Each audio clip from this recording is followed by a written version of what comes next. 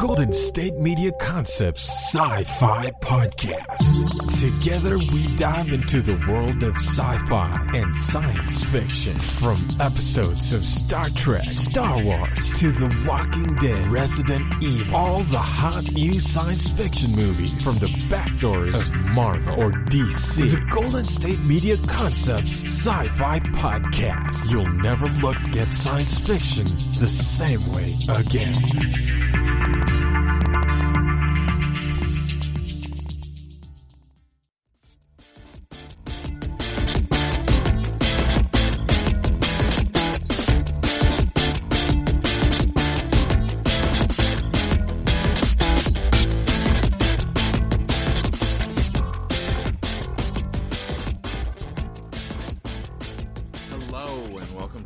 GSMC Sci-Fi Podcast, brought to you by the GSMC Podcast Network. My name is Keith. I am your host for today, Sunday, September 13th. And as many of you may know, today is the first day of football season. Actually, a lot of you may not know that. I feel like science fiction fans and NFL fans don't cross over that often. But I am a huge football nerd, so I am very excited that this season is actually happening. There was a pretty strong chance that it wasn't going to happen. So it's been interesting watching them follow all the COVID rules. So, we'll see how all that goes for them, and hopefully things eventually get normal enough to where people can actually go to the games again. That'd be fun, right? Be able to go do things. But it's good to have a sport that's on that is relatively uninterrupted, and they had 0 cases reported of COVID recently, which is great for them. So, way to go, NFL, I guess. Other than that, it is Sunday, so as you all know, we are talking about Endymion, third book in the Hyperion series. Last week, we just kind of talked about some chapters and things, philosophy. This week, we are going to talk a little bit more about the poem Endymion by John Keats and the poem Hyperion by John Keats, just in reference to how they pertain to the books and things like that. It seems like literary critique is a pretty big portion of Simmons' approach to this particular novel. If I had to guess, he cares quite a lot about literary analysis and things like that. It seems like he has there seems to be a pretty substantial, undertone, overtone, theme. I'm not sure what I want to call it. But basically he's just very much into talking about literary analysis and the process of publication, what it looks like to write something. Very concerned with the role of a writer, the role of a poet, which he kind of starts talking about that a little bit into one of the chapters that we're in Endymion. But we're just going to jump right into summarizing what happened since we last left off. So I think the last thing we talked about was the fact that the Shrike had appeared on the planet that Endymion, Rawl, and Abetic were on. And there hasn't really been any development on the Shrike's appearance. The 3 people in question, Abetic, Endymion, and Ania, have all kind of started packing and getting ready for the next leg of their journey. As we know, the ship is currently damaged, so they're not going to be able to take it off-world or travel through the Farcaster portals with it. So they're going to be forced to kind of travel on a raft, and the River Tethys and rivers in general seem to be like a pretty big theme, I guess, or pretty big motif, maybe? I'm not sure. The River Tethys is kind of like if you took a lazy river but made it for rich people, and you could travel between hundreds of potential worlds with it. So the idea is that it's like very leisurely, though there is a waterfall on the world that they're on, which makes them question whether or not this particular planet, the particular planet that they're on, is actually like in the normal Tethys rotation, because apparently there's some suspicion that the Technocore is the one manipulating where these Farcaster portals were. So it might potentially be that the River Tethys doesn't follow a set course now that all of the Farcaster portals are done. It might be that there are Farcaster portals on other planets that just never got traveled to by people in the hegemony, because those planets were being hidden from the hegemony by the Technocore for reasons that are unknown to us. I wouldn't be surprised if the Technocore had some sort of like giant mystic thing happening using all of the portals to where like they all connect in a certain way to where it kind of like imitates the labyrinthine worlds, and there's some sort of like mysticism power in that particular arrangement. Or if they're trying to reflect like the consciousness of the brain, and so it's kind of like modeled like neurons in a brain, and so there's kind of like data and things traveling. I'm not entirely sure. As we know from the previous books, the Farcaster network provided extra computing power for the Technocore because it basically gave them access to a human mind's neurological energy, I guess. I don't know. That was kind of unclear how they were using the computing power of the human brain. But basically, when you were in the Farcaster network, because the travel was like, you know, there's really no point of reference as to whether or not it was instantaneous and things like that, because it is through space-time. There's a chance that, like, you go into a Farcaster portal and you're there for, like, 5 years, but it's like 5 rapid years, but you don't age because you're existing in nothingness, you're in the void, and then you appear instantaneously outside of the Farcaster portal on the other side. And for the entire time that you were inside that Farcaster portal, your brain was being used like a mind slave by the Technocore without you ever knowing. And I think that's kind of the implication that we're supposed to, I guess, like conclude? I'm not entirely sure, from the way that the Technocore was operating the Farcaster portal network. So it's pretty advanced stuff that is very beyond human understanding, at least, not without like being taught it. It's kind of just like this thing that the Technocore does. And there's like this kind of in the spheres, you know, we talked about the spheres, the data sphere, the metasphere, and the megasphere, which, you know, I don't know if I mentioned this particularly, but this idea of there being spheres of knowledge, spheres of being, is very like Jewish mystic. It's one of Maimonides' views of the world and the way in which things are known, is that it's kind of like these like we're all operating in these spheres.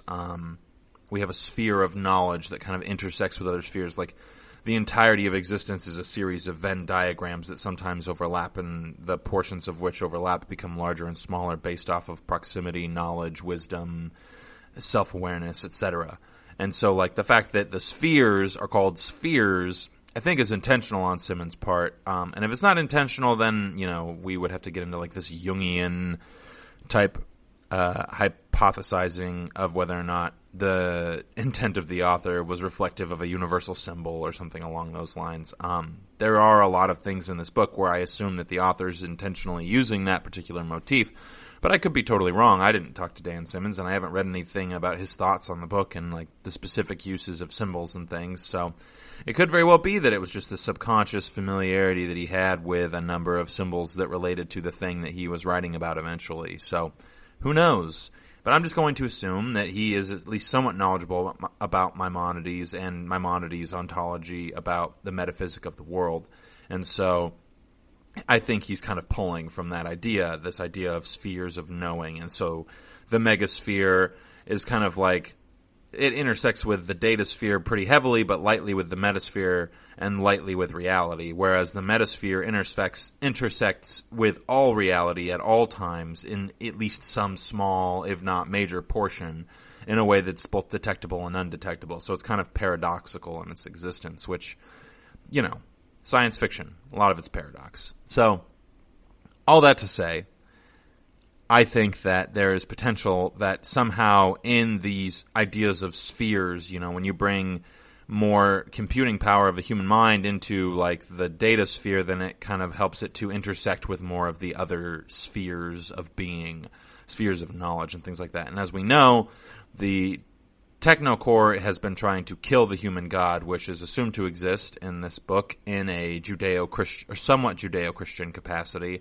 It's never decidedly said that way, but it is pretty much stated that like Jesus is the one God, or a form of the one God, and so there is like a triune God, which is, to my knowledge, pretty much only present in Judeo-Christian belief structures. I don't know if the Trinity is an idea in any of the other Abrahamic or like Christian sects of faith. I mean, I think there are non-Trinitarians, but the majority of Christians believe in the idea of a triune God, and that's the God that Simmons is saying is the real one in this particular thing, because the Shrike is looking for the empathy portion of that God, which appears among humans every now and then.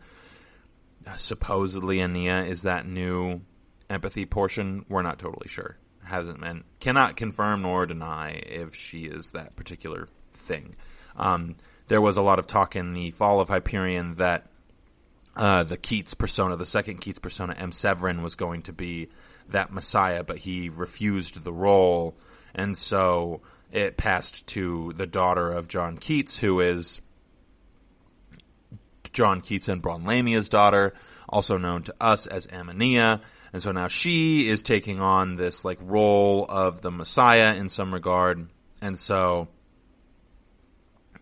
all of that to get back around to the fact that the Farcaster portal that they went through when they were on Renaissance Vector leads them to a planet that is not listed in this guidebook that Abetic has. The guidebook is basically like a guidebook to the River Tethys. And so it's like this big, thick reference book that you can kind of check in and see like, okay, this is where I'm at. This is what I should do. It's basically like a travel guide, but for going across like hundreds of millions of light years instantaneously, all within the span of like a day or two, depending on how long you wanted to be on the river for. And so probably how much you paid to be on the river. That's probably a big factor as well. So he's got this book. This planet is not in that book, and there's a waterfall between the first and the second portals, which to Ania and Abetic and Endymion seems very suspect, because a lot of the people who were coming down the River Tethys would have been on levitation barges, but even a levitation barge is not going to like love a waterfall.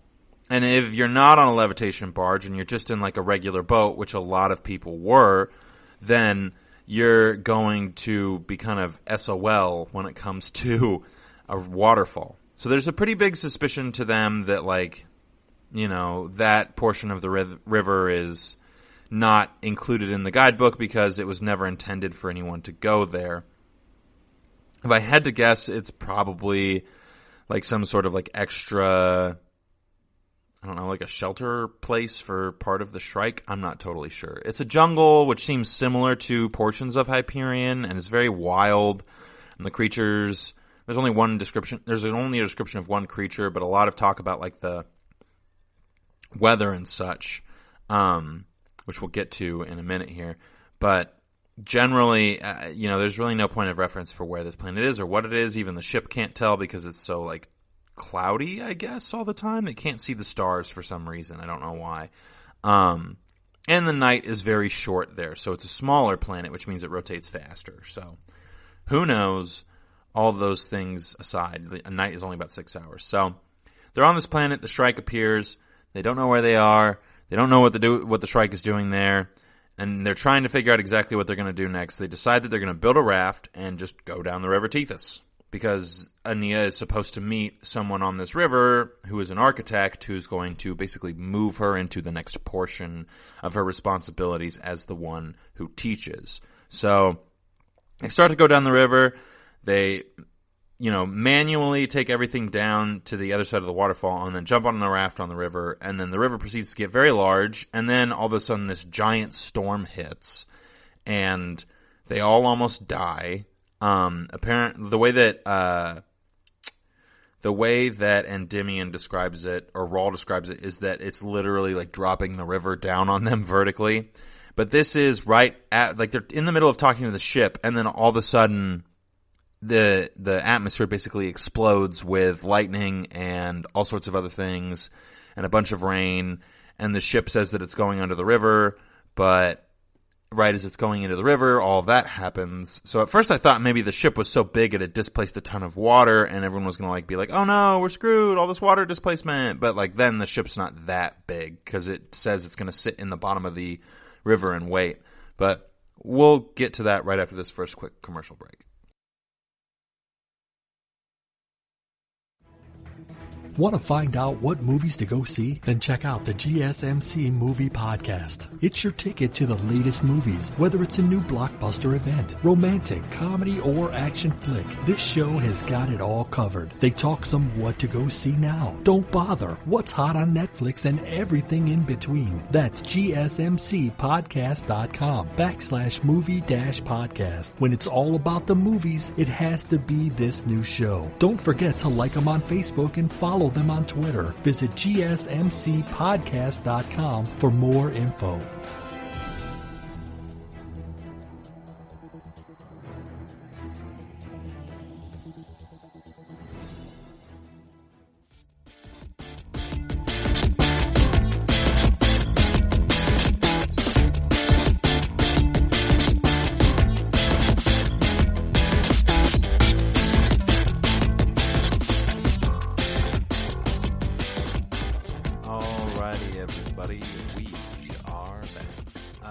Right before the break, I was just kind of generally talking about what had happened in the last few moments of the 28th, 29th, 30th chapter of Endymion.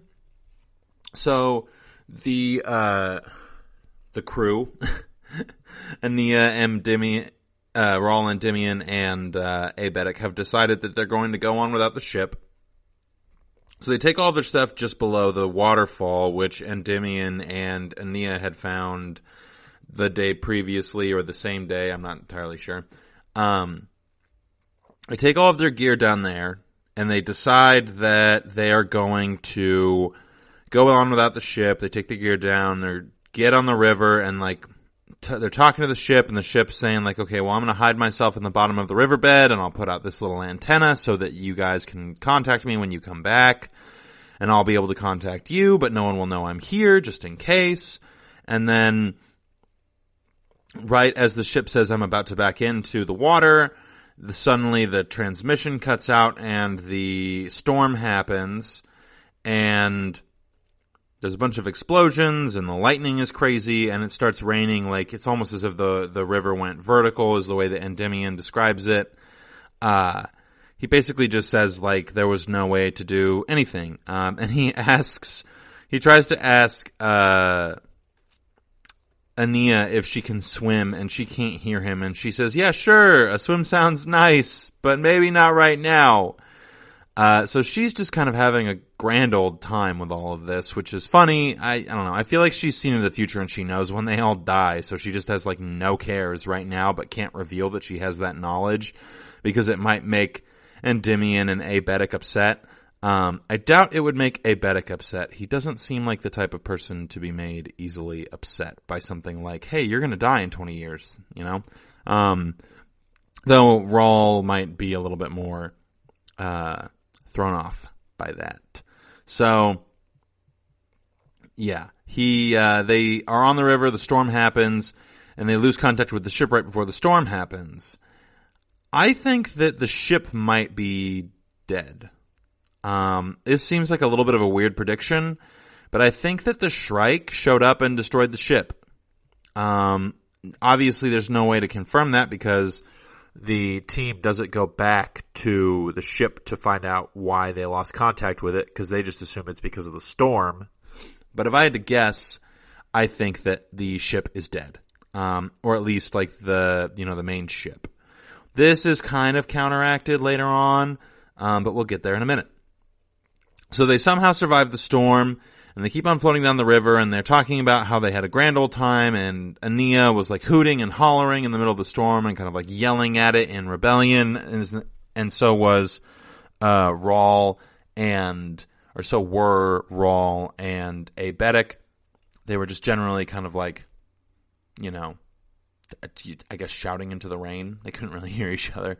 But Abetic is kind of acting as if that never happened, though for Rawl, it feels like they're all a little bit closer, which is pretty standard when you go through an experience that brings you that close to death. So that's usually pretty normal for people to feel much more kinship with one another after that type of an experience. So they go through that, and they are floating down the river talking about it, and all of a sudden, out of nowhere, the next Farcaster portal appears.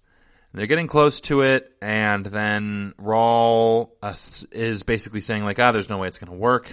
And then all of a sudden, out of nowhere, it works, because of course it does, because if it didn't, then it'd be a whole different set of things that we'd have to go through. But regardless, it works. So they get transported to this next world, which, when they arrive, has 3 rising moons, which is a big indicator as to exactly what world it is. And that world is not great for them to be on, because it is a Pax-dominated world.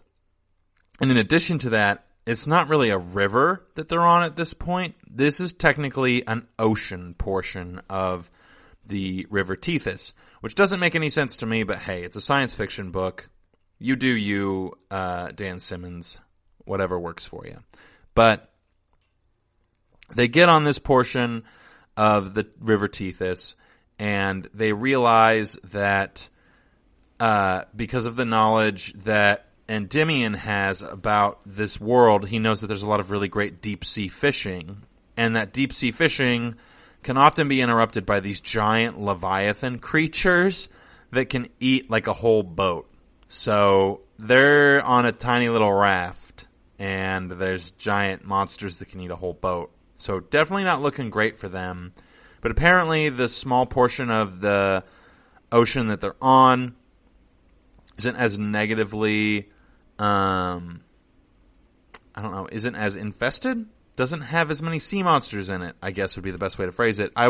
If I had to wager, it's a much more shallow portion, but there's really not, I guess the whole planet is basically water, so there's really not a lot of land options for them. But the guide says that there's a bunch of like restaurants and other attractions along this river. My guess is that they kind of are like floating cities, if you will, either through like repulsors or some sort of hovering technology, or built on giant pillars or whatever. No real indication as to how exactly it is that these things exist on a primarily ocean planet without falling into the ocean. But they're mentioned in the book. So I am curious to see what happens with those for sure, to see if they're still around, because it has been 300 years since anybody was really on this portion of the River Tethys intentionally. And this is a hegemony world that has been contacted by the Pax and the Church, so it's going to be a decidedly Christian world. And while they're on this world, when they first get there, Ania starts like getting a little philosophical, which is interesting because she was asking for ghost stories the night before. This is a line specifically mentioned by Rawl. She's asking for ghost stories the night before, and then all of a sudden out of nowhere, she's like, hey, here is a poem written by my father about how intercourse is the most powerful form of being. And they're like, wait, hold up, what now? So they're looking at the moons, and they're kind of all like reflecting, like, oh wow, this is very beautiful, I feel very like one, or what have you.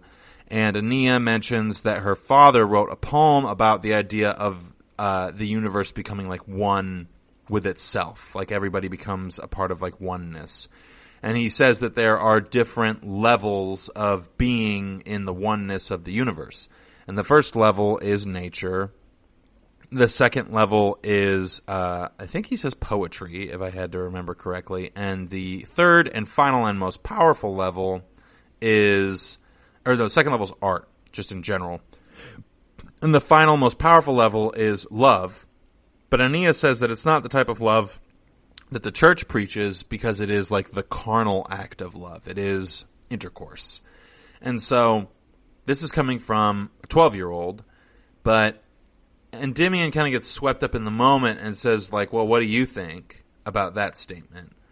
And Aeneas kind of reflects on the fact that, like, that was one of John Keats' first poems, and that he's not a philosopher, so his statement of a metaphysic is not necessarily, it's not there to be critiqued so much as it is to be explored in some regard. It's more of an observation about the universe than it is a statement about the universe. And so Keats is kind of in this, like, he's a young man who's experienced love, and he's trying to capture this idea that, like, there is a oneness present that's pervasive throughout all of the universe, and that we as human beings can experience a small bit of it whenever we engage in this particular act. And he's kind of trying to say that, like, but even despite that, we have this expectation that these acts will provide, like, certain kinds of revelatory experience. And ultimately, that's not the only way to achieve revelatory experience. And even if it is, it's not the height of revelatory experience. I think that there's this kind of, like, undertone of, like, we glorify these things as being so meaningful and profound, but really, are they actually meaningful and profound? Well, the answer is kind of decidedly no, I would guess. But Endymion catches himself and feels weird about having asked her, and she basically, like I said, says, well, you know, I don't think that there's much to be thought about here, because these are just the musings of a young man in love, basically. And then she starts talking about the symbolism within Keats' poetry, and mentions specifically this idea that I think Pan, or something like that, the little cherub or is it the cherub, or is it like a Shakespeare? It can't be a Shakespeare. No, it could be a Shakespeare thing, because Keats is after Shakespeare. So, basically she says that this, like, fat little Dionysian type spirit is supposed to represent Jesus in some way. And there's this weird moment that Rawl has where he's like, wait, hold up. That's a little heretical. And there's this subconscious thing that he has of, like, a cultural Christianity, where he immediately feels kind of put off by her statement, as if there's something, like, intrinsically wrong with her saying that symbol could represent Christ. And I find that very interesting, because Endymion specifically has denied the cruciform, which is the way by which individuals are supposed to come to know Christ, right? So, because Endymion has denied the cruciform, there's no reason for him to feel any kind of obligation to not be heretical. But the reason he's worried about it is because on Hyperion, they have been converted to Catholicism, and so the Pax are pretty big about policing heresy, which I find to be a very interesting thing that Simmons has included in the book, that religious figures are policing thought. It's kind of a very subtle way to turn this into, like, a weird quasi-intergalactic dystopia, which I find to be very interesting, because generally it seems like Simmons' thoughts on, like, the hegemony were that it was this great thing, but we never really dug into, like, there's this thing called the All-Mind, or something like that, which is basically just, like, this giant political computer calculating thing where everybody could kind of, like, shout their opinions, and it would then, like, it would then percolate them down into a number of opinions that were, like, decipherable, I guess. And it's never really mentioned a ton, but I think that there is kind of been always this pervasive undertone of the fact that the governing body over all of these people holds a very, like, tight grip on them, and is very, I guess, totalitarian-ish in their execution. Like, it doesn't seem like there's much of election as far as, like, the CEO of the hegemony is concerned, but there's really no mention of the system, of the governing system, the governance system of governance on each individual planet when you're in the hegemony. Like, who knows how many of those are, like, dictatorships. There is mention that, like, Cassad is called to a specific one that's trying to establish, like, an authoritarian theocracy, but there's really no mention of the idea of rights or the idea of other things. And that might just be partially because Simmons is kind of not trying to focus on those things in this book, but that also might be because he's trying to, like, kind of subconsciously tell us, like, you know, this progress looks all great, well and great to us, but, like, how progressive is it really if we're just kind of controlling the thought of people? And it kind of moves from the technocore controlling the thought of individuals, because the technocore is so intrinsically tied to the political systems and the transportation systems of the hegemony, to the church now controlling the thought of individuals, because the ability to live is controlled by the church. So we're going to keep talking about this right after this next quick commercial break. Tired of searching the vast jungle of podcasts? Now listen close and hear this out.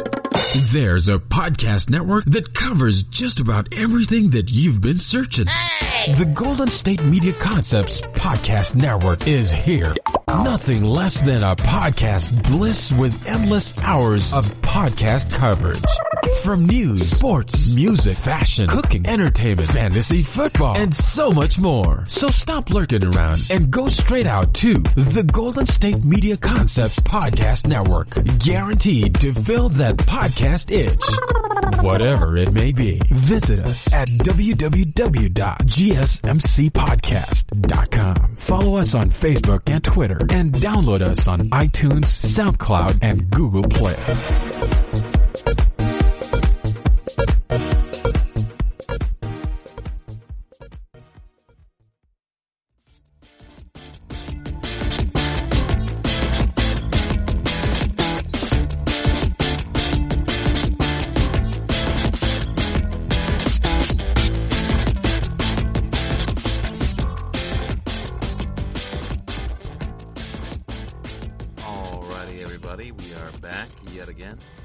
So right before the break, I was kind of talking about how there is this kind of undercurrent of potentially this being a dystopian novel in regards to the governing systems of the hegemony and the theocracy that's kind of established after that. So yeah, I think it's just important to maybe mention that. But as far as what's happening in the rest of the story, we are in chapter 31, just so everybody knows. They have arrived on this planet. It's in the Pax system, and so they start to explore a little bit. And as Endymion and Ania are out on the hawking mat, they find that there is one of those floating platforms that we had talked about previously that was mentioned in the Traveler's Guide to the Planet. And they also find that the Farcaster portal is just on the other side of it. So they're not entirely sure exactly how to handle that. So Rawl and Endymion decides to do a little bit of reconnaissance work and go to the platform in order to figure out what it is that's going on there. And there's some interesting things that happen in between. One of which is that Endymion and Ania touch hands or something like that, and he mentioned specifically the idea of like there being like this electrical type transference between the two of them. That's just kind of like I don't know. He explicitly uses the words not sexual, right? Because she's currently 12 and I think he's in his early 20s. And they haven't mentioned his age just yet. I think there's going to be some weird time jump where she ages rapidly somehow and he stays the same age, or I don't even know, or that like she puts him to sleep until she's old enough to engage in that type of activity with him. I'm not entirely sure.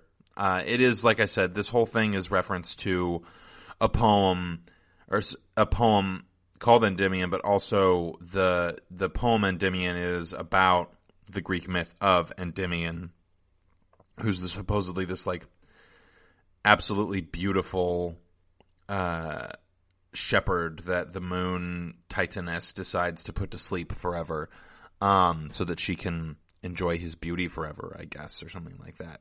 Zeus owes her a favor, so he does it, or something along those lines. You know Greek mythology. It's all over the place and weird.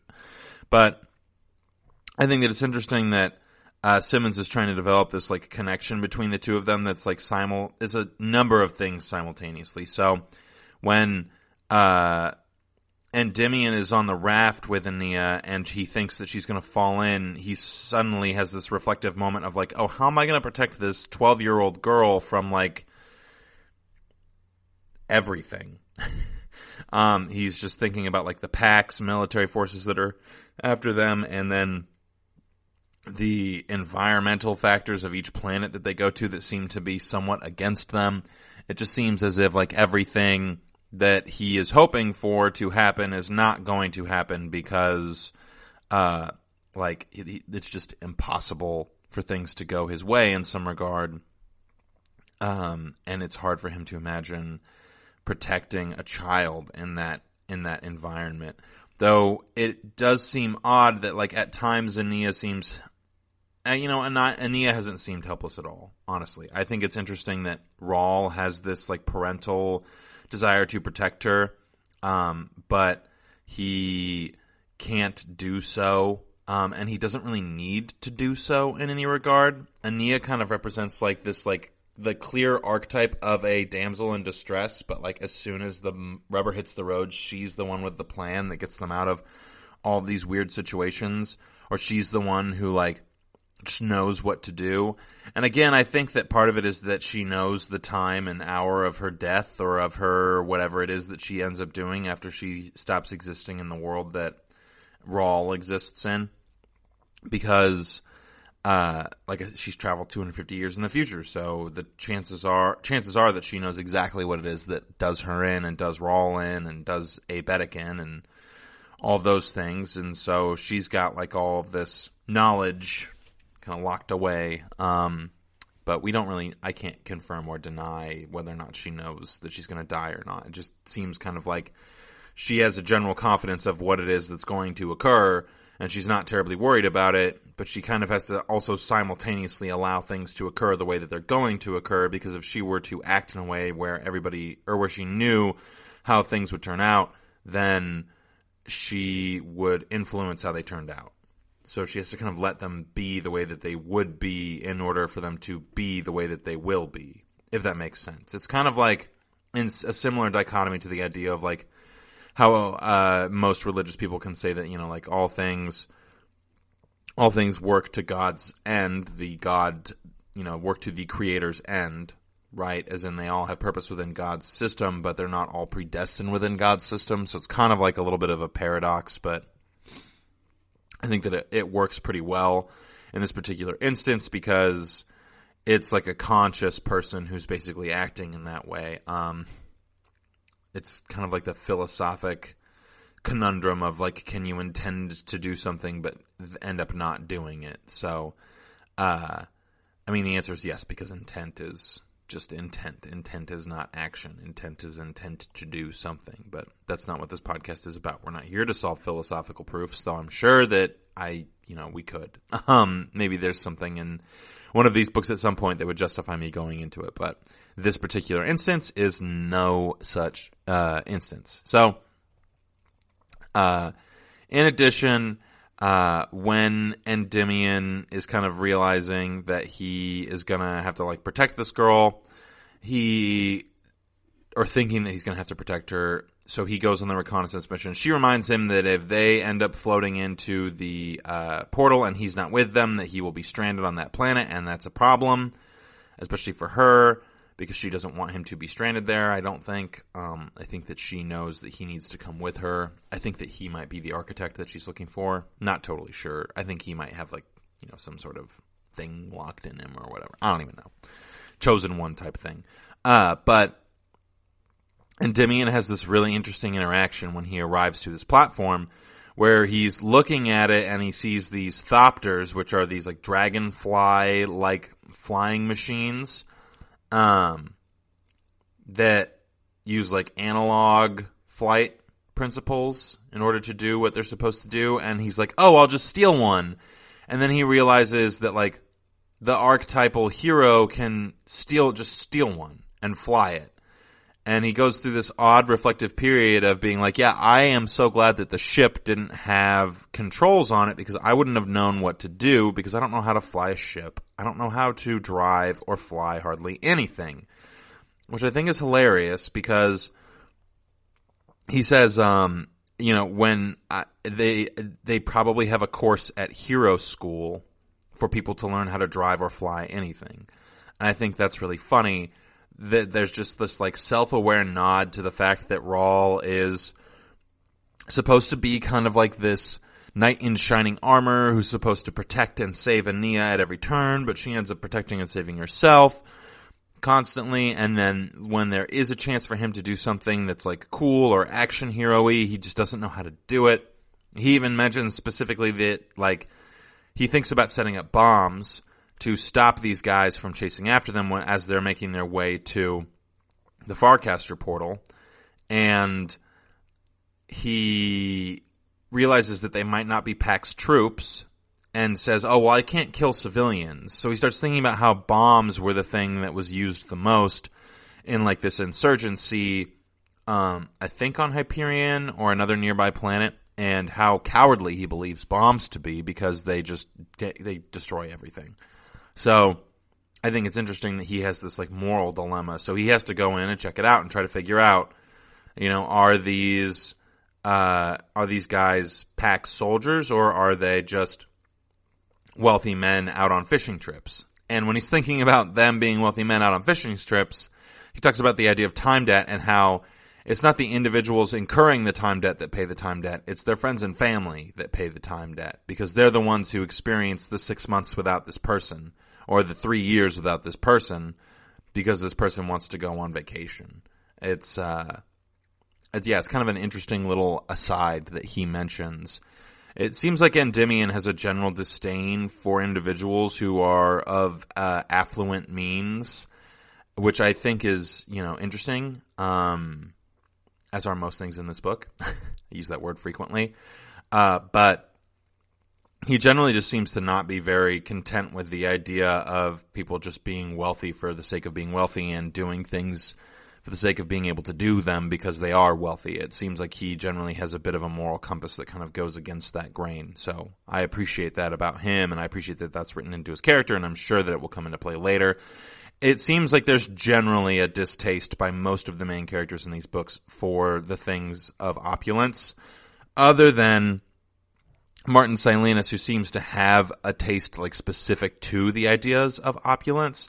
His mother was one of the wealthiest women on Earth, and if it hadn't been for the way that like things had gone after the Great Mistake of 08, as it's called, then Martin Silenus would have started with like a pretty substantial fortune, but he couldn't get to the funds after he came to, and then he also had the brain damage, so he couldn't really speak other than to like say a bunch of very vulgar words, which was, very funny, and very creative of Dan Simmons to do, but regardless, it's just kind of an interesting character trait that I've noticed throughout most of these books, and throughout most of the characters.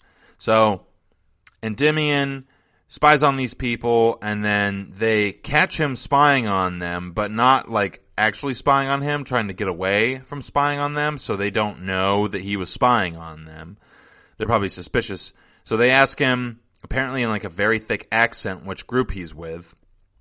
He tries to tell them that he is with one of the group that is not them. So they say, oh, well, obviously you shouldn't be out. You're out past curfew. You know the rules. And so they go to take him down into like a cellar or a barracks or something. I don't know exactly. I don't know where this is going. If Endymion gets captured, I don't know how Abetic and Ania are going to rescue him, but it seems like he's pretty much been captured. And he doesn't have the Hawking mat right next to him or within his grasp. So that's hiding, and that could be found, which is not a good thing either. So generally, the fact that this is where that chapter ends is a pretty big cliffhanger. And I think that's when I'm going to stop talking about Endymion for this week, and we're going to talk about the poem Endymion. So we'll leave you guys on a bit of a cliffhanger so that you're obligated to come back for the next episode that we talk about Hyperion on. So We are going to talk about the poem Endymion and what it has to do with the book Endymion, some of the themes and motifs that are present in both, and we are going to do that right after this last quick commercial break.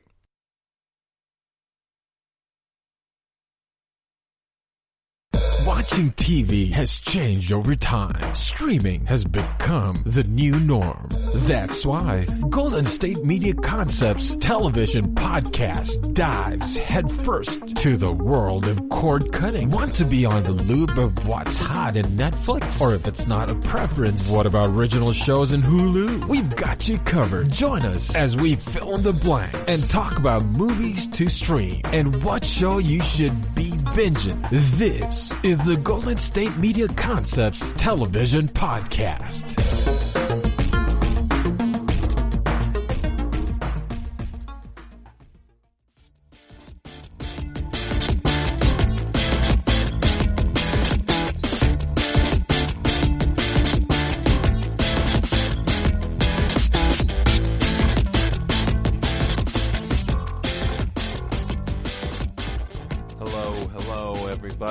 Welcome back to the show. That was our last commercial break.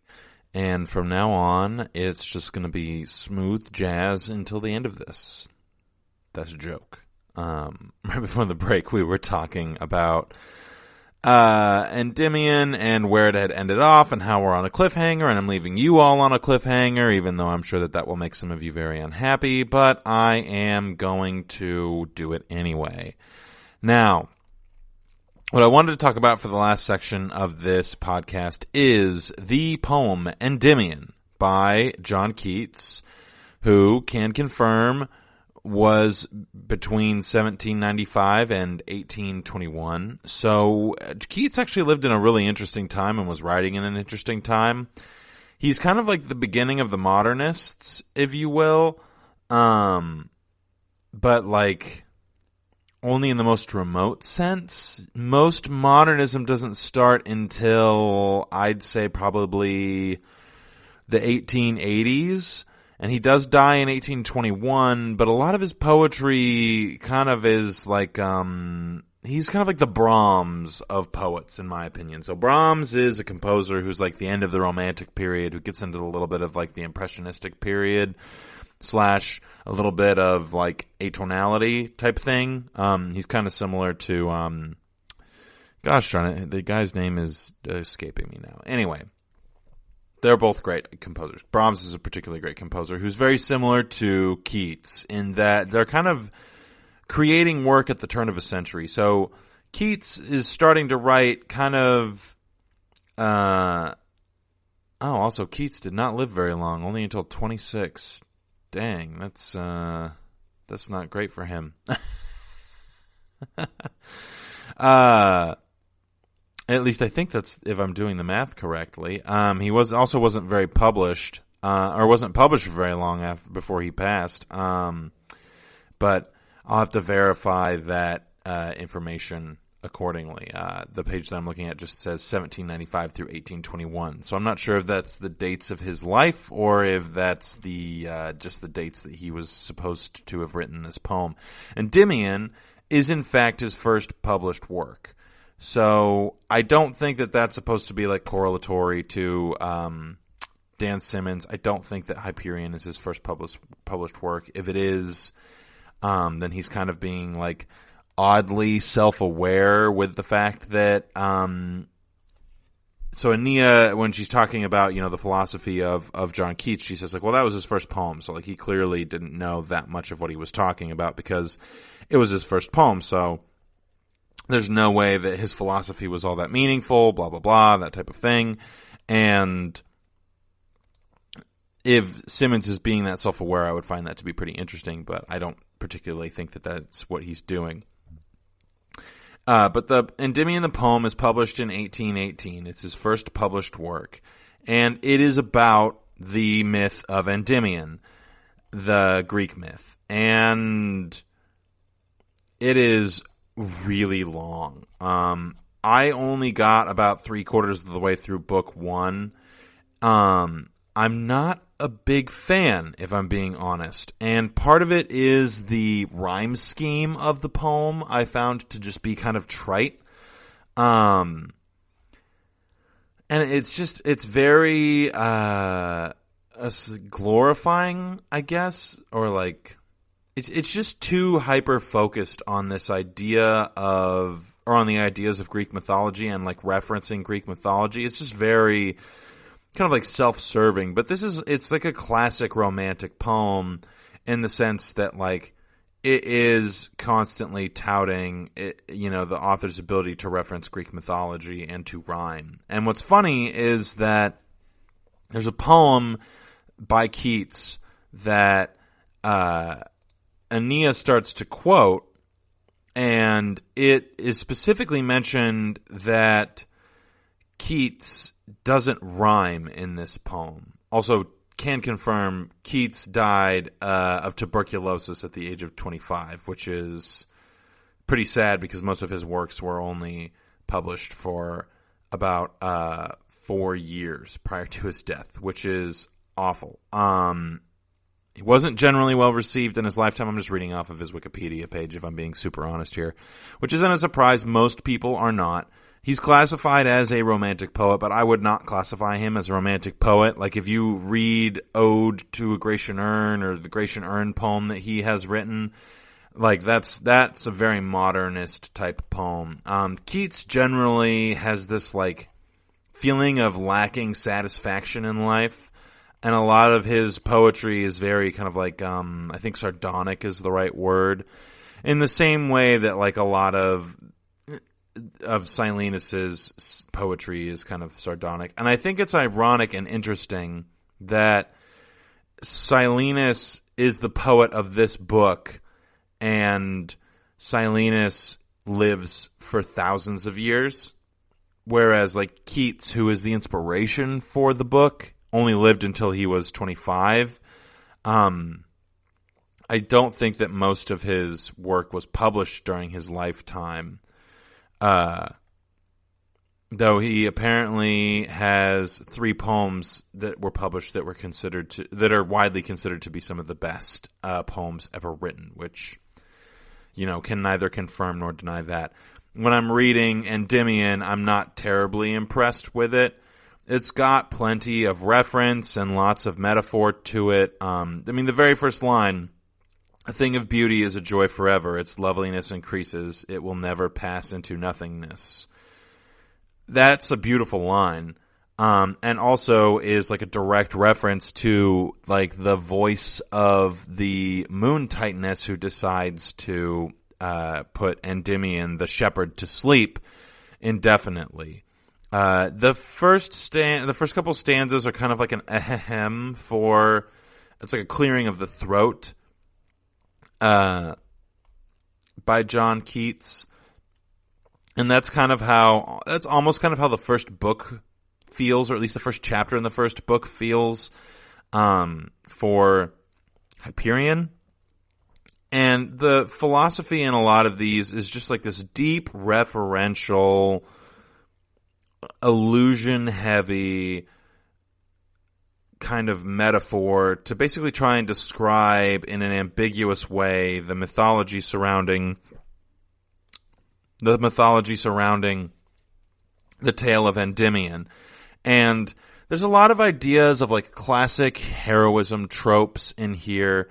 And there's a couple of specific stanzas that I think are worth noting in regards to this particular story specifically.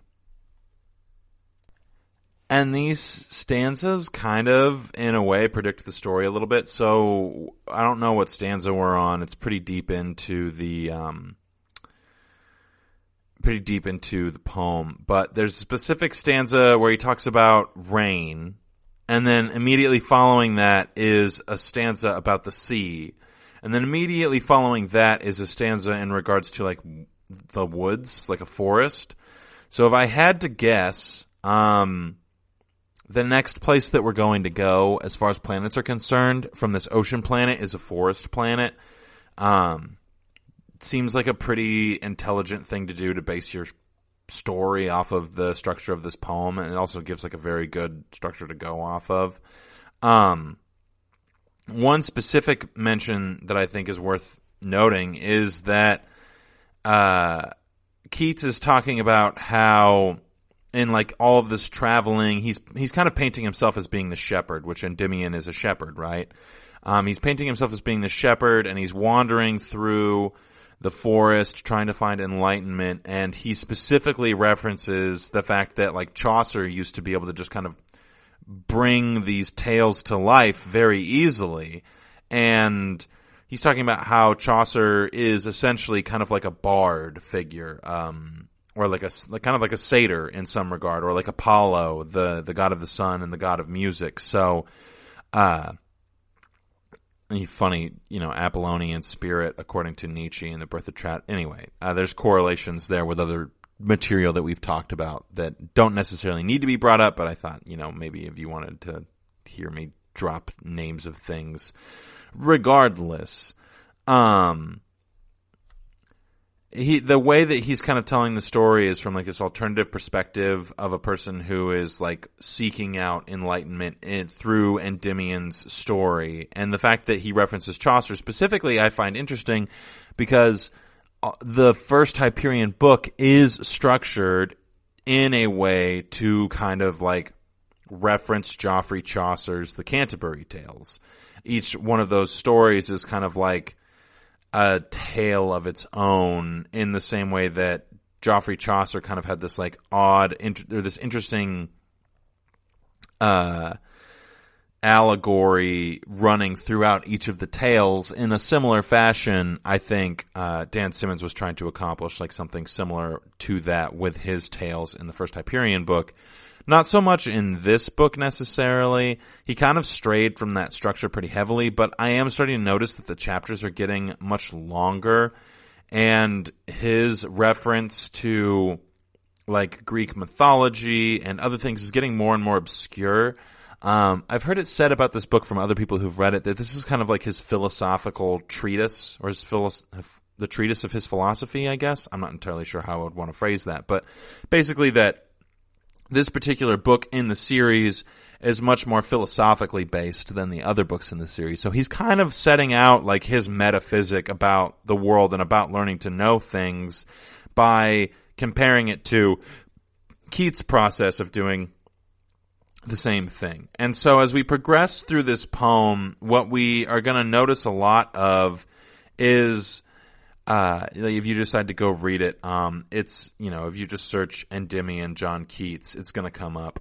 I'm looking at the poets.org translation, and the poem is just mainly focused on kind of like the idea of story and story's purpose within society on a grand scheme, because it's constantly referencing like storytellers within it. So it's almost like the poem is like Keats is writing it in a self-aware way where he's questioning the role of the poet, of the storyteller. And to me, that kind of seems to be what it is that Dan Simmons is doing with these books, is kind of like by putting Martin Silenus in as a character, by Silenus living until other people have adopted some of his works as if they're almost religion. It kind of represents what Simmons, I think, is kind of hopeful for, or maybe thinking about in regards to writing this book of like, am I going to be around long enough for this book to become something like interesting with a lot of clout that people are going to talk about frequently? Like, am I going to be a part of the general lexicon of people's discussions of intellectual things? And I think that part of his thought on that is that like he almost doesn't want to be. He would almost rather that his book kind of be like Endymion and just kind of be this thing that sleeps silently that people, kind of enjoy in small pockets.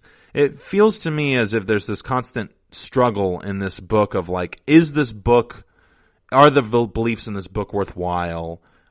Is what's happening in this story worthwhile? Are the characters doing things that are worthwhile? And the way that Simmons makes us question whether or not the book is worthwhile is by making the characters question if their actions are worthwhile or meaningful. In doing that, we're kind of forced to be like, break the fourth wall ourselves with these characters of being like, well, is this character doing something that's meaningful or interesting or purposeful? And like, what is the grand scheme? And now that we've got time travel involved, is there a point?